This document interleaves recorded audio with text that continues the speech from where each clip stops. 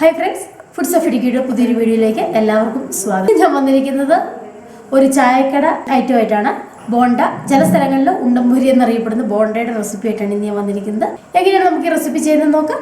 വീഡിയോയിലേക്ക് പോകാം. നമുക്കിന്ന് ചായക്കട സ്റ്റൈൽ ബോണ്ട ചെയ്തെടുത്താലോ. ബോണ്ട ചില സ്ഥലങ്ങളിൽ ഇത് അറിയപ്പെടുന്നത് ഉണ്ടംപൊരി എന്നാണ്. ഞങ്ങൾ ഇടുക്കിയിലൊക്കെ ബോണ്ട എന്നാണ് അറിയപ്പെടുന്നത്. ഞാൻ അതിലേക്ക് 1 കപ്പ് ഗോതമ്പ് പൊടി എടുത്തിട്ടുണ്ട്, അളന്ന് വെച്ചേക്കുവാണ്. 1/2 കപ്പ് മൈദ, 1/2 ടേബിൾ സ്പൂൺ ചെറുജീരകം, 1 പാളയംകോടൻ എടുത്തിട്ടുണ്ട്. ഇതിന് നല്ലത് പാളയംകോടൻ പാളയംകോടൻ കിട്ടാനില്ല എങ്കിൽ പകുതി റോബസ്റ്റ പഴം ചേർത്ത് കൊടുക്കാം. പക്ഷെ പാളയംകോടൻ ചേർത്ത് ഉണ്ടാക്കുന്നതിൻ്റെ ആ ഒരു ടേസ്റ്റ് റോബസ്റ്റ പഴത്തിന് കിട്ടില്ല. 3/4 കപ്പ് പഞ്ചസാര എടുത്തിട്ടുണ്ട്. പഞ്ചസാര അല്ലെങ്കിൽ ശർക്കര എടുക്കാം. ശർക്കരയാണെങ്കിലും 3/4 കപ്പ് എടുത്താൽ മതി. അതിലേക്ക് ഞാൻ 3 ഏലക്കയും കൂടെ വെച്ച് കൊടുത്തിട്ടുണ്ട്. ഇത് നമുക്ക് ഒന്നിച്ച് പൊടിച്ചെടുക്കാനുള്ളതാണ്. 2 നുള്ള് ബേക്കിംഗ് സോഡ വേണം, 2 പിഞ്ച്, അതിൽ കൂടി പോരുത്. അതുപോലെ ആ മധുരം ഒന്ന് ബാലൻസ് ചെയ്യാനായിട്ട് ഒരു 2 അല്ലെങ്കിൽ 3 പിഞ്ച് ഉപ്പ്, പിന്നെ വറുത്തെടുക്കാനായിട്ട് ഓയിൽ. ഇത്രയാണ് നമുക്ക് ബോണ്ട അതല്ലെങ്കിൽ ഉണ്ടംപൊരി ചെയ്തെടുക്കാൻ വേണ്ട ഇൻഗ്രീഡിയൻസ്. നമുക്കിനി ഇതിൻ്റെ പ്രൊസീജിയറിലേക്ക് പോകാം. ഞാനിപ്പം എടുത്തു വെച്ചിരുന്ന പഞ്ചസാര മിക്സിയുടെ ജാറിലേക്ക് ഇട്ടിട്ടുണ്ട്. ഈ ഏലക്കയും കൂടെ മിക്സിയുടെ ജാറിലേക്ക് ചേർത്ത് കൊടുക്കുകയാണ്. എടുത്തു വെച്ചിരിക്കുന്നതിൽ നിന്ന് കുറച്ച് ജീരകം ഈ കൂടെ ഒന്ന് പൊടിച്ചെടുക്കാം. കുറച്ച് ഞാൻ മുഴുവനായിട്ടും ചേർക്കും. ഇത് ഞാൻ നന്നായിട്ടൊന്ന് പൊടിച്ചെടുത്തിട്ട് വരാം. ഒന്ന് പൊടിച്ചെടുത്തിട്ടുണ്ട്. ഈ പഴവും ഞാൻ ഇതിലേക്ക് ചേർത്ത് കൊടുത്തിട്ട് അരച്ചെടുക്കാൻ പോവുകയാണ്. ചെറിയ പീസസ് ആയിട്ട് മുറിച്ചിട്ട് കൊടുക്കാം. ഇതും കൂടെ ഒന്ന് അരച്ചെടുത്തിട്ട് വരാം. നമുക്കിനി ഇതൊന്ന് തയ്യാറാക്കി എടുക്കാം. ഞാനൊരു ബൗൾ എടുത്തിട്ടുണ്ട്. ഫ്ലോറ്, 1/2 കപ്പ് മൈദ ചേർത്ത് കൊടുക്കുകയാണ്. കുറച്ച് പൊടിക്കാത്ത കുറച്ച് ജീരകം ഞാൻ ബാക്കി വെച്ചിട്ടുണ്ടല്ലോ, ആ ജീരകം കൂടി ഇതിലേക്ക് ചേർത്ത് കൊടുക്കുകയാണ്. ബേക്കിംഗ് സോഡ ഞാൻ കൈ വെച്ച് തന്നെയാണ് അളന്നിടുന്നത്, ഒരു 2 പിഞ്ച്. വളരെ കുറച്ച് ഉപ്പ്. ഇത്രയും കൈ വെച്ച് ആദ്യം ഒന്ന് മിക്സ് ചെയ്യാം. ബേക്കിംഗ് സോഡയും ഉപ്പും ഈ മാവിൻ്റെ എല്ലാ സൈഡിലും ഒന്ന് ആവട്ടെ. അരച്ച് വെച്ചിട്ടുണ്ടല്ലോ, ഇതിലേക്ക് ഫുള്ളായിട്ട് ചേർത്ത് കൊടുക്കാം.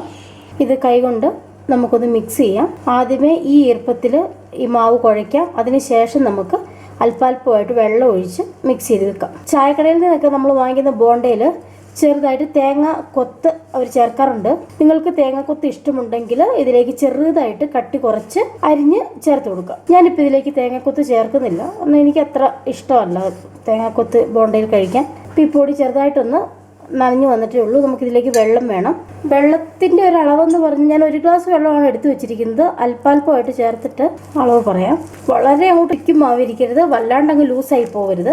നമ്മൾ എണ്ണയിലേക്ക് ഇങ്ങനെ കൈകൊണ്ട് ചെറിയ ബോളാക്കി ഇടാൻ പാകത്തിനുള്ള ഒരു മാവ് തയ്യാറാക്കി എടുക്കണം. 1/2 ഗ്ലാസ് വെള്ളം ഒഴിച്ചിട്ടാണ് ഞാൻ ഈ മാവ് കുഴച്ചെടുത്തത്.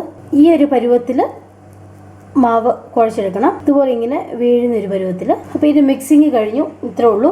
നമുക്കിനി ഇതൊരു 3 മണിക്കൂർ റെസ്റ്റ് ചെയ്യാൻ വെക്കാം. 3 മണിക്കൂറിന് ശേഷം ഈ മാവ് നന്നായിട്ട് സോഫ്റ്റ് ആയിട്ട് വരും. ആ സമയത്ത് നമുക്കിത് ചെറുതായിട്ട് ബോളാക്കി എണ്ണയിൽ വറുത്ത് കോരിയെടുക്കാം. നമ്മളിപ്പോൾ ഈ മാവ് മിക്സ് ചെയ്ത് വെച്ചിട്ട് ഒരു 3 മണിക്കൂറായിട്ടുണ്ട്. നമ്മൾ ആദ്യമേ കൈ ഒന്ന് നനച്ചതിന് ശേഷം വേണം മാവിൽ നിന്ന് ചെറിയ ബോളായിട്ട് എടുത്ത് ബോണ്ട ഉണ്ടാക്കാനായിട്ട്. ഇപ്പോൾ ഞാൻ എണ്ണ ചൂടാക്കാനായിട്ട് വെച്ചിട്ടുണ്ട്. ആദ്യമേ കൈ ഒന്ന് നനച്ചു കൊടുക്കാം. അതിനുശേഷം ഓരോ ബോണ്ടയായിട്ട് തയ്യാറാക്കിയെടുക്കാം. നല്ല തിളച്ച എണ്ണയാണ്. ഇനി നമുക്ക് തീ കുറച്ച് വെക്കാം. അതല്ലെങ്കിൽ ഇതിൻ്റെ അകം വേഗത്തുമില്ല, പുറം കരിഞ്ഞും പോവും. അതുകൊണ്ട് തീ കുറച്ച് വെച്ചിട്ട് ഉണ്ടാക്കിയെടുക്കാം. ഞാൻ ചെറിയ ചെറിയ ബോണ്ടകളാണ് ഉണ്ടാക്കുന്നത്. നിങ്ങൾക്ക് കുറച്ച് വലിയ ബോണ്ട വേണമെങ്കിൽ കുറച്ചുകൂടി വലിയ ബോണ്ട ഉണ്ടാക്കിയെടുക്കാം. മധുരമൊക്കെ ചേർത്തിട്ടുള്ളത് കൊണ്ട് പെട്ടെന്ന് ഇതിൻ്റെ കളർ മാറിപ്പോവും. ചെറിയ തീയിലിട്ടിട്ട് ഫ്രൈ ആക്കിയെടുക്കാം. ഇതുപോലെ ഞാൻ ഈ ഫുൾ ബോണ്ട ഉണ്ടാക്കിയെടുത്തിട്ട് കാണിച്ചു തരാം. ഞാൻ ചെറിയ ബോണ്ടയായിട്ടാണ് തയ്യാറാക്കിയിരിക്കുന്നത്. നിങ്ങൾക്ക് വലിയ ബോണ്ട വേണമെങ്കിൽ വലുതായിട്ട് തയ്യാറാക്കാം.